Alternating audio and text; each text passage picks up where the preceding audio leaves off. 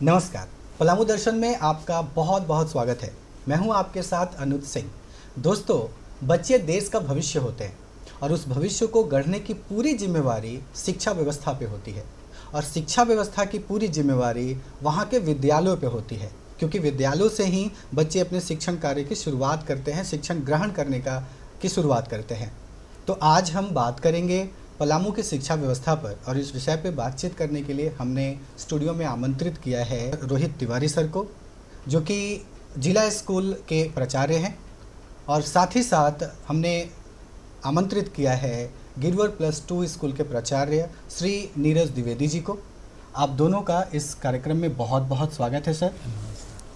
और दोस्तों, सबसे पहला सवाल जो मैं लेना चाहूँगा इस चर्चा में वो रोहित सर से होगा कि सर, वैसे तो ज़िले में कई विद्यालय हैं, सरकारी गैर सरकारी, लेकिन ज़िले में अगर पलामू ज़िला के ज़िला स्कूल की बात करें तो उसकी अपना एक अलग ही इम्पोर्टेंस है, उसका एक अलग ही रुतबा है, इसकी एक अलग ही शान है।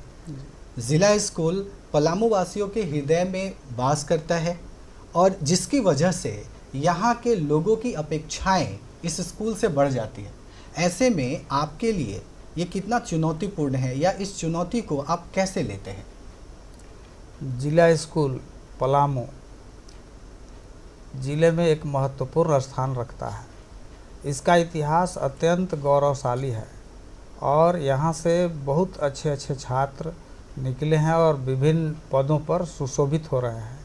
यहाँ तक कि इस विद्यालय के कुछ छात्र जो हैं हमारे संविधान के निर्माण में भी महत्वपूर्ण योगदान दिए हैं जी।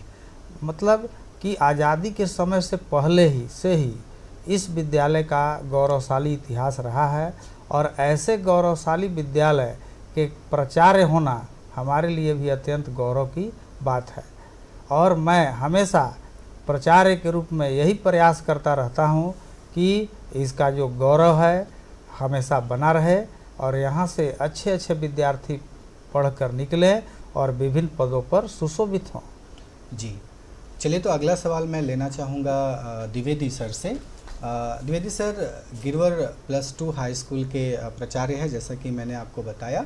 तो इनसे जो सवाल है वो ये है कि सर, ज़िला स्कूल का तो अपना एक अलग ही पहचान है। वैसे गिरवर +2 स्कूल की हम बात करें तो इसने भी काफ़ी जगह बनाया है पलामू वासियों के हृदय में। तो ऐसे में आपके लिए कितना चुनौतीपूर्ण हो जाता है कि आप वहाँ के प्रिंसिपल का पदभार संभालें? धन्यवाद सर। गिरवर स्कूल की एक ऐतिहासिक गौरवशाली परंपरा रही है। उस परंपरा में मुझे एक अवसर मिला है विद्यालय के नेतृत्व को आगे ले चलने के लिए। विद्यालयी परंपरा में बहुत सारी चुनौतियां भी हैं, अवसर भी हैं। मैं इसे सकारात्मक रूप में लेता हूं। जी। चुनौतियां हर क्षेत्र में हैं, जीवन के हर क्षेत्र में आप कहीं भी जाइए आपको चुनौतियों का सामना करना पड़ेगा, किंतु विद्यालय की अपनी एक विशिष्ट संरचना होती है। विद्यालय के पठन पाठन, प्रशासन, कई चीज़ों का एक काम्बो होता है और उसमें एक प्राचार्य के रूप में अगर हम सकारात्मक रहते हैं तो निश्चित रूप से किसी विद्यालय को उसके शिखर तक ले जाने में हम सहयोगी होंगे। जी, तो चलिए, मैं अब रुख करूंगा एक बार फिर से रोहित तिवारी सर की तरफ। सर, आपने तो बताया कि एक अलग ही रिस्पॉन्सिबिलिटी होती है जब आप ऐसे स्कूल जिससे अपेक्षाएं काफ़ी बढ़ जाती हैं, जिला स्कूल जैसे बड़े स्कूल के प्रिंसिपल के तौर पे। तो जब से आपने पदभार संभाला है, किस तरह की जिम्मेवारियां या किस तरह का बदलाव आप देखते हैं? जब से सर मैंने पदभार संभाला है, पहले यह पलामू जिला स्कूल के नाम से विद्यालय चलता था, लेकिन पिछले साल 2023 से इसे मुख्यमंत्री उत्कृष्ट विद्यालय के रूप में परिवर्तित कर दिया गया है। और ये जो है हमारे माननीय मुख्यमंत्री श्री हेमंत सोरेन जी का ड्रीम प्रोजेक्ट है और पूरे राज्य में 80 SOE विद्यालय चलाए जा रहे हैं और उसमें हमारा ये विद्यालय है। यहाँ पर CBSE पैटर्न के आधार पर पढ़ाई की व्यवस्था है और विद्यालय आज के डेट में सफलतापूर्वक चल रहा है। जी, अगर मैं यहाँ के अभिभावकों की बात करूँ सर, तो अभिभावकों के साथ साथ छात्र छात्राएँ जो हैं पलामू के, उनकी अपेक्षाएं आपसे काफ़ी होती हैं। यस। तो उनकी अपेक्षाओं पे खरा उतरने के लिए, इनका उनका विश्वास जीतने के लिए किस तरह का प्रयत्न आप करते हैं? हमारे यहाँ सर पढ़ाई की बहुत ही उत्तम व्यवस्था है और शिक्षकों की संख्या भी पर्याप्त है। विभाग द्वारा हमेशा ध्यान दिया जाता है और शिक्षक उपलब्ध कराए जाते हैं और हमारा प्रयास रहता है कि बच्चों को नियमित पढ़ाई हो, रेगुलर हो, और इसमें जैसे स्मार्ट क्लास के माध्यम से या अन्य माध्यमों से पढ़ाई की व्यवस्था यहाँ पर है। और एक बात मैं और यहाँ कहना चाहूँगा, हमारे विद्यालय से बच्चों की अपेक्षाएं बहुत हैं, अभिभावकों की भी अपेक्षाएं हैं। जैसे यहाँ पर प्रत्येक सेक्शन में, क्लास में, एक क्लास में 40 सेक्शन, 40 बच्चे हैं और उस 40 सीट के लिए यहाँ पर सैकड़ों फॉर्म अप्लाई होते हैं टेस्ट परीक्षा के लिए जी। तो अगर इस तरह से देखा जाए कि 80 सीट अगर अवेलेबल है तो उसके लिए आपको 700 से 800 फॉर्म यहाँ पर अप्लाई होंगे और उनमें सिलेक्शन के माध्यम से, यहाँ पर टेस्ट एग्ज़ाम के माध्यम से सिलेक्शन होता है और उनका नामांकन किया जाता है। जी, आपने स्मार्ट क्लास जैसे सुविधाओं की बात की, तो स्मार्ट क्लास के साथ साथ और अन्य सुविधाएं, किस तरह की अन्य सुविधाएं भी उपलब्ध हैं जो मैं चाहूँगा कि आप हमारे दर्शकों के साथ साझा करें? हमारे विद्यालय में विद्यार्थियों के चहुमुखी विकास के लिए पढ़ाई के अतिरिक्त बहुत सारी सुविधाएं हैं जी। जैसे मेरा प्रत्येक क्लासरूम स्मार्ट क्लास से सुसज्जित है और डिजिटल वे में पढ़ाई की भी व्यवस्था यहाँ पर है और सभी शिक्षक प्रशिक्षित हैं और सफलतापूर्वक क्लास लेते हैं। इसके अलावे ICT लैब, कंप्यूटर क्लास की भी अलग से व्यवस्था है और विभिन्न प्रयोगशाला जैसे केमिस्ट्री, बायोलॉजी और फिजिक्स के अतिरिक्त STEM लैब और लैंग्वेज लैब भी हमारे यहाँ उपलब्ध है जी। इसके अतिरिक्त hardware, electronic and hardware and information technology vocational शिक्षा के अंतर्गत बच्चों को उपलब्ध कराया जाता है जी।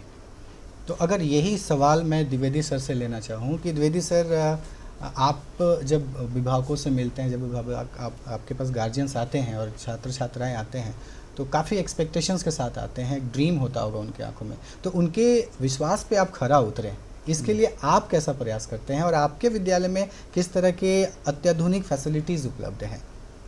सर, किसी भी विद्यालय का प्राण तत्व तो उसका छात्र होता है जी, और उसी को हम अपना साधन और साध्य दोनों मानते हैं। साधन इस क्षेत्र में मानते हैं कि बच्चा विकास करेगा तो विद्यालय का विकास होगा, और फिर उसके बाद साध्य इसलिए है कि मूल उद्देश्य हमारा है व्यक्तित्व का सर्वांगीण विकास, जो कि विद्यालय में ही संभव है। हम बच्चों से एक तो सामूहिक रूप से तो मिलते ही हैं, व्यक्तिगत रूप से उनसे संपर्क करने की कोशिश करते हैं कि, और बच्चों का दो पक्ष होता है जी। एक बौद्धिक पक्ष होता है, दूसरा सांस्कृतिक पक्ष होता है। सब बच्चे की अपनी अलग अलग स्पेशलाइजेशन होती है जी। हम कोशिश करते हैं कि उस स्पेशलाइजेशन को पहचानें। इसके लिए हमारे जो शिक्षक हैं वो भी लगे हैं, व्यक्तिगत तौर पे हम भी जाके मिलते हैं बच्चों से, अलग से मिलते हैं उनसे, जो भी समस्या होती है उनसे बोलते हैं कि आप अलग से आइए, हमसे मिलिए, नहीं तो स्कूल में ड्रॉप बॉक्स वगैरह है, क्वेश्चन जो भी आपको है लगता है नहीं बता सकते हैं सामने, तो आप उसमें डाल दीजिए, हम आपसे संपर्क कर लेंगे। और जहाँ तक इंफ्रास्ट्रक्चर की बात है, हर जो भी रूम है उसमें 3 स्मार्ट क्लास हमको मिले हुए हैं। ICT है हमारे यहाँ, IT है और इलेक्ट्रॉनिक हार्डवेयर का ये वोकेशनल का क्लास चलता है। फिर उसके बाद खेल कूद प्रतियोगिता में अभी हम आपको सूचना देना चाहेंगे कि जिला स्तर पे हमारी अंडर 17 बालिका वर्ग में हमारी टीम ने जिला स्तर पे फुटबॉल में विजयश्री हासिल की। साथ ही साथ इंडोर गेम्स की जो सुविधाएं हैं वो बच्चों को मिलती हैं। आउटडोर्स के लिए एक छोटी सी समस्या है कि हमारे पास खेल का मैदान नहीं है, जिसके लिए हम बगल में एक मैदान है शिवाजी मैदान, उसका उपयोग कर लेते हैं, कभी जिला स्कूल में भेज देते हैं। तो बच्चों का इंडोर आउटडोर दोनों तरह से विकास करने का, वो शारीरिक रूप से और बौद्धिक रूप में हम प्रतियोगिता करवाते हैं आपस में। इस समय जो JCRT ने चेतना सत्र को लागू किया है अपने उसमें पाठ्यक्रम में, तो चेतना सत्र का जो उद्देश्य है वो हम पहले से ही शुरू किए हुए हैं जी।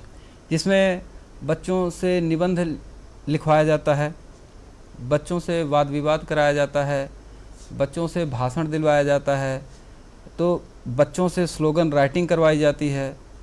इस तरह से उनका जो बौद्धिक पक्ष है उसको उभारने का प्रयास किया जाता है। कुछ बच्चे कला के क्षेत्र में आगे हैं तो उनका जो गीत संगीत या आर्ट्स में जो भी रुचि है उसको आगे बढ़ाने का, पहचान कर आगे बढ़ाने की कोशिश की जाती है, और जो बच्चा दबता है उसको आगे बढ़ने की कोशिश की जाती है।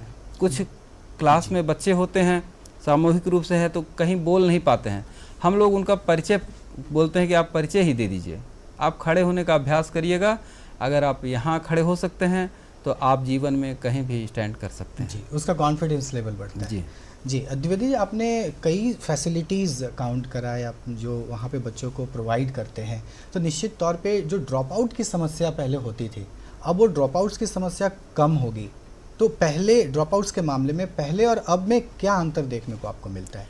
सर, ड्रॉप आउट के लिए सबसे पहला प्रयास है कि बच्चों को हम लोग चिन्हित करते हैं कौन सा बच्चा लगातार नहीं आ रहा है। जी, 30 दिन अगर लगातार बच्चा अनुपस्थित है तो वो ड्रॉप आउट मान लिया जाता है। हम कोशिश करते हैं कि बच्चा यहाँ पे आए, उसके लिए हमने एक रजिस्टर तैयार किया है। हर क्लास टीचर अपने बच्चों से संपर्क करते हैं। पहले ये सुविधा नहीं थी, पहले फ़ोनिंग की सुविधा नहीं थी कि बात करें। अब गार्जियन से बात करते हैं कि आपका बच्चा क्यों नहीं आता है। बच्चा अगर बीच में भाग जाता है तो उसका पता करते हैं कि बच्चा आखिर क्यों भागा है। एक समस्या है जो कि यहाँ पलामू की बेसिक समस्या है, वो है कि बच्चा सुबह नाश्ता करके नहीं आता है।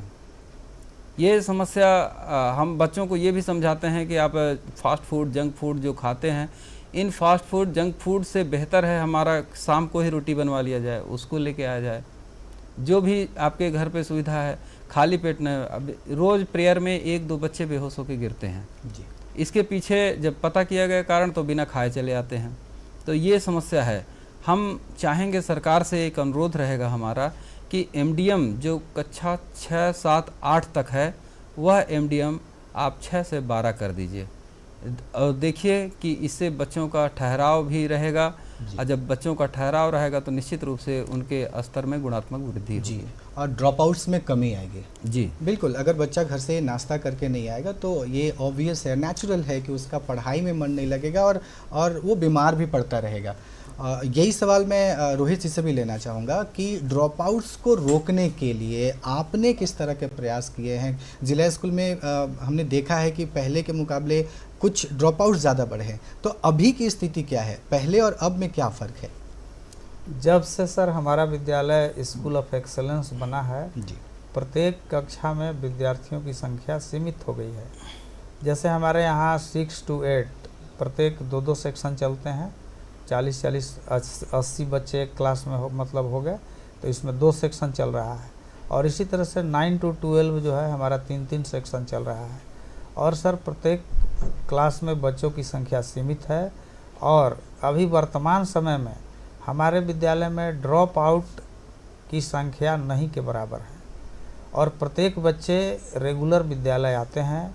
किसी कारण से अगर तबीयत वगैरह ख़राब हो गया तो नहीं आए, लेकिन चूंकि यहाँ पर एडमिशन कराना ही बहुत कठिन है जी, और हमारे यहाँ जो बच्चे हैं, जैसे गवर्नमेंट स्कूल और प्लस प्राइवेट स्कूल के भी बच्चे हमारे यहाँ काफ़ी नामांकन लिए हैं जी, और ड्रॉप आउट में एक लंच की समस्या है। और हम असेंबली में अक्सर बच्चों को बोलते हैं कि आप घर से लंच लेकर आइए, और लंच में खाना नहीं लाइए तो कुछ वैसा चीज़ लाइए कि जो कि हेल्दी हो।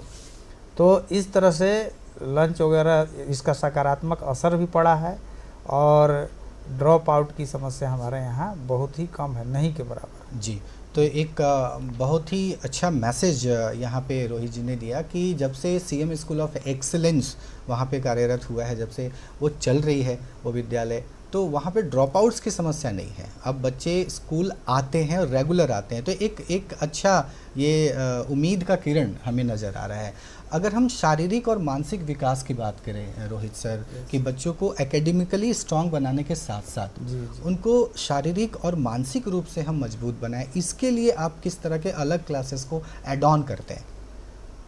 सर, बच्चों को केवल एकेडमिकली ही हमको स्ट्रांग नहीं बनाना है, हमको उसको हर तरह से स्ट्रांग बनाना है, मेंटल स्ट्रांग भी उनको होना चाहिए, क्योंकि केवल एकेडमिकली स्ट्रांग होने से वो बुक वार्म टाइप के हो जाएंगे। लेकिन हम लोग को जब उस और अलग अलग एरिया में स्ट्रांग बनाना है तो उनको स्पोर्ट्स एक्टिविटी में भी पार्टिसिपेट कराना होगा, और co curricular activity such as singing, dancing, ये सब में भी उनको पार्टिसिपेट कराना होगा। और सर इसके लिए ऑल अराउंड डेवलपमेंट के लिए राज्य सरकार द्वारा अभी एक योजना चलाई जा रही है जिसको हर्ष जोहार एक प्रोग्राम है। इसमें क्या है कि बच्चों को जो मेंटल टफनेस है, स्ट्रेस है, उसके लिए माइक्रो एक्सरसाइज वगैरह कराए जाते हैं, कुछ एक्टिविटी उनको जो है कराए जाते हैं, और उस एक्टिविटी के माध्यम से उनमें कॉन्फिडेंस बढ़ता है, और कॉन्फिडेंस बढ़ता है जिसका असर उनके पढ़ाई पर भी पड़ता है पॉजिटिव वे। जी, हेल्थ एंड वेलनेस की अगर हम बात करें जी, तो इसे लेकर के आप किस तरह का मुहिम वहाँ पे चलाते हैं, या किस तरह के प्लान्स करते हैं, या फिर किस तरह के आप क्लासेस ऐड करते हैं? हेल्थ एंड वेलनेस प्रोग्राम के तहत सर हमारे विद्यालय में समय समय पर सभी बच्चों की जांच की जाती है स्वास्थ्य विभाग से, और डॉक्टर आते हैं और बच्चों को जांच करते हैं, और किसी तरह का अगर उनको दिक्कत होती है तो उनके गार्जियन से हम संपर्क करते हैं।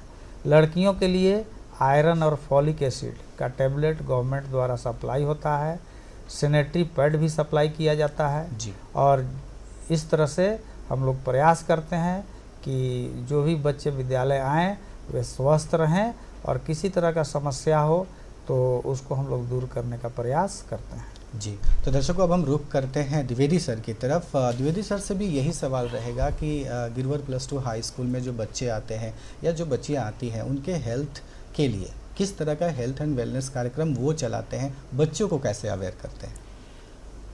सर जैसा कि सरकारी जो प्रोग्राम चल रहा है वो तो चल ही रहा है, तिवारी सर ने बताया।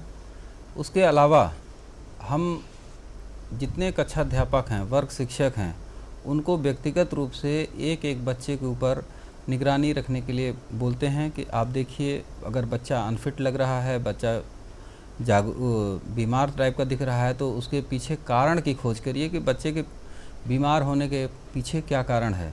और सामान्य रूप से सुबह जब असेंबली होती है तो बच्चे का नाखून, बाल, दांत ये सब चेक कराया जाता है। और हमारे 2 हेल्थ एंड वेलनेस एम्बेसडर हैं जी, उनके लिए जो बच्चों की जांच के लिए हार्ट बीट की जांच भी हम लोग करवा लेते हैं, लंबाई नापने के लिए, वज़न नापने के लिए, जो भी जितनी सहायता, फर्स्ट एड बॉक्स वगैरह रखे हुए हैं बच्चों के लिए। और प्लस उनको हम बोल दिए हुए हैं कि आप जो है बच्चों को स्वास्थ्य के रूप में, स्वास्थ्य के लिए जागरूक करिए, क्योंकि कहा गया है शरीर आद्यम खलु धर्म साधनम। तो सबसे पहले आपका स्वस्थ होना बहुत ज़रूरी है। जब आप स्वस्थ रहिएगा तब शारीरिक स्वस्थ रहिएगा, तो मानसिक स्वस्थ रहिएगा, तभी आप कुछ उपलब्धि पा सकते हैं। जी, और वैसे भी दर्शकों कहा जाता है ना कि a healthy mind dwells in a healthy body. एक शरीर जो स्वस्थ है, स्वस्थ शरीर में ही स्वस्थ मन का मन जो होता है वो उसका वास होता है। तो ज़रूरी है कि बच्चे अपने सेहत पे ध्यान दें, और जैसा कि द्विवेदी सर ने और रोहित सर ने बताया कि दोनों स्कूल में, चाहे जिला स्कूल हो या गिरवर स्कूल हो, हेल्थ एंड वेलनेस का पूरी तरह से ध्यान दिया जाता है। अब मैं द्विवेदी सर से ही पूछना चाहूँगा कि सर जब आप इसकी बात करते हैं कि आप बच्चों को हेल्थ एंड वेलनेस के साथ साथ उन्हें प्रैक्टिकली जब स्ट्रॉन्ग बनाने की बात करते हैं, जैसे आजकल क्रिटिकल थिंकिंग हो जाता है, या फिर आप प्रॉब्लम सॉल्विंग एटीट्यूड की बात करते हैं, या फिर पर्सनालिटी डेवलपमेंट की बात करते हैं, तो क्या ऐसे कुछ और क्लासेस भी आप प्रोवाइड करते हैं बच्चों को? जी सर, चेतना सत्र के आधार पे, और उसके पहले ही, अभी तो चेतना सत्र सरकारी दिशा निर्देश के अनुसार चल ही रहा है, उसके पहले से ही 2 तरह से हम शुरू में भी बोले हैं कि बौद्धिक रूप से और सांस्कृतिक रूप से बच्चों के अंदर जो प्रतिभा छिपी हुई है उसको पहचानने की कोशिश करते हैं, और बच्चों से मिलते हैं। हम, हमारे शिक्षक मिलते हैं, हम व्यक्तिगत रूप से मिलते हैं, और जब तक आप बच्चों के मित्र के रूप में नहीं स्थापित हो जाते हैं, बच्चे ना तो आपकी समस्या बता पाएंगे और ना उसमें सुधार हो सकता है। तो हम ये चाहेंगे, हमारा जो कहना है कि स्वयं जो भी विद्यालय का प्रमुख है वो और उसके जो सहयोगी शिक्षक हैं, जब बच्चों से एकदम जुड़ेंगे, आंतरिक तौर पे जुड़ेंगे, जब आपको बच्चा एक परिवार का सदस्य मानेगा, तो निश्चित रूप से अपनी अयोग्यता और योग्यता जी। दोनों को वो आपके सामने रख देगा, और ये आपके ऊपर अब जिम्मेदारी बनती है कि इसको किस क्षेत्र में आगे ले जाते हैं। हमारे यहाँ एक उपलब्धि और है कि जब हम प्रभार में नहीं थे उसके पहले से ही हमारे स्टूडेंट कुछ हैं, अब अभी यूपीएससी का प्रीलिम्स वगैरह दिए हैं, तो सिविल सर्विसेज की तैयारी के लिए हम लोग बच्चों की पहचान करते हैं जी, और उनसे जुड़े रहते हैं। ऐसा नहीं कि बच्चे हमारे यहाँ से पास आउट हो गए और वो बच्चे हम लोगों के संपर्क में हैं, और वो बच्चे कोई रांची में तैयारी कर रहा है, कोई दिल्ली में तैयारी कर रहा है, कोई यहाँ पलामू में भी रह के तैयारी कर रहा है। ये हम लोगों के लिए विशेष उपलब्धि है कि बच्चा अपने करियर के प्रति जागरूक है, और यहाँ पास आउट होने के बाद वो हमसे अलग नहीं हुआ है, हमसे जुड़ा हुआ है। और निश्चित रूप से हमारे जो अभी वर्तमान में बच्चे हैं उनके लिए भी हम लोग अभी से प्रयास शुरू कर दिए हैं। जैसे मेरा अपना मानना है कि आप पढ़ाई सब बात करते हैं, पढ़ाई से ज़्यादा लिखाई, और जब तक पढ़ाई और लिखाई जिस तरह से शब्द और अर्थ एक दूसरे से जुड़े हुए हैं, इसी तरह से पढ़ाई और लिखाई दोनों बहुत ज़रूरी है।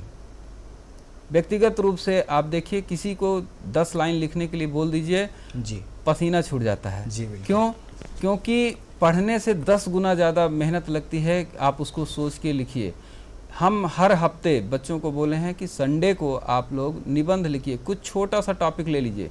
ऐसा नहीं कि कोई बहुत बड़ा टॉपिक ले, आप शुरुआत करिए, इनिशिएट करिए, और उसके बाद जो है आप निश्चित रूप से पाएंगे कि आप बहुत अच्छा लिख पा रहे हैं। और जब आप प्रॉपर टॉपिक पे आइए तो अपने शिक्षकों से मिलिए और उससे देखिए कि उसमें क्या कमियां हैं, उसमें क्या सुधार किया जा सकता है। इस तरह से आपके व्यक्तित्व का विकास होगा। जी, तो व्यक्तित्व का विकास बच्चे में हो, बच्चों के साथ तो आप कम्युनिकेशन रखते ही हैं। अगला सवाल मैं तिवारी सर से लेना चाहूँगा कि सर, बच्चे जब आपके पास आते हैं तो उनके साथ तो परस्पर संवाद में हैं, आप बराबर उनसे मिल रहे हैं, उनसे बातचीत हो रही है, लेकिन उन बच्चों के अभिभावकों से भी लगातार आप संवाद करते रहें। इसके लिए पीटीएम कितना ज़रूरी है, और पीटीएम में गार्जियंस आए उसे अटेंड करने, ये कितना ज़रूरी हो जाता है? किसी भी विद्यालय के लिए या कोई भी विद्यालय का विकास पूरी तरह से विद्यार्थियों का तभी हो सकता है जब हम विद्यालय प्रयास करें, विद्यालय के सभी शिक्षक प्राचार्य मिलकर प्रयास करें, साथ में अभिभावकों का सहयोग हो, और इसके अलावा समाज का भी सहयोग हो। समाज, अभिभावक और विद्यालय के सभी कर्मचारी मिलकर हम प्रयास करेंगे तो विद्यार्थियों का विकास होगा। इस स्थिति में पेरेंट्स टीचर मीटिंग विद्यालय के लिए बहुत ही महत्वपूर्ण है, और समय समय पर हम लोग पेरेंट्स टीचर मीटिंग आयोजित करते हैं, जिसमें सभी अभिभावकों को आमंत्रित किया जाता है। और इसको जो है 2 तरह से हम लोग करते हैं पेरेंट्स टीचर मीटिंग। एक करते हैं जैसे रिजल्ट होता है हाफ ईयरली एग्जामिनेशन, फाइनल, तो क्लास वाइज वो क्लास टीचर आपके रहते हैं बैठे हुए, और पेरेंट्स आएंगे और उनके साथ बच्चों को रिजल्ट दिया जाता है जी। तो ये एक तरीका हुआ। और इसके साथ दूसरा हम लोग करते हैं कि एक ग्रुप में पेरेंट्स के साथ मीटिंग करते हैं, उसमें बच्चों की जो भी समस्याएं हैं उनके साथ, उनको क्या दिक्कत है, या कभी पेरेंट्स टीचर मीटिंग में कभी कभी कुछ ऐसे सुझाव आते हैं जिससे लगता है कि नहीं, अगर उसको हम लागू करें तो हमारा भी विद्यालय का विकास और अच्छा से होगा। तो नए नए आइडिया भी मिलते हैं, विचारों का आदान प्रदान होता है। और इसके अलावे बच्चों की समस्याएं, जैसे लंच की समस्या है, तो हम अभिभावकों को कहते हैं कि आप जो है लंच देकर ज़रूर भेजें बच्चों को, क्योंकि अगर आप नहीं भेजेंगे तो 9 से 3 तक बच्चे भूखे रह जाएंगे और धीरे धीरे उनमें दूसरी बीमारियां होने लगेंगी। तो पीटीएम तो बहुत ही आवश्यक है। जी, तो दर्शकों, जितने भी दर्शक हमारे इस कार्यक्रम को देख रहे हैं, अगर आपके घर से भी कोई बच्चा स्कूल जा रहा है, विद्यालय जा रहा है, बहुत सारी जानकारियाँ हमारे सर ने यहाँ पे दिया कि बच्चों को आप किस तरह से उन्हें एकेडमिकली स्ट्रॉन्ग करें, साथ ही साथ उनके हेल्थ पे ध्यान दें, उनके लंच से बिल्कुल कॉम्प्रोमाइज़ ना करें। हमारे साथ स्टूडियो में बातचीत करने के लिए और दर्शकों के साथ इतनी महत्वपूर्ण जानकारियाँ साझा करने के लिए आपका बहुत बहुत धन्यवाद सर।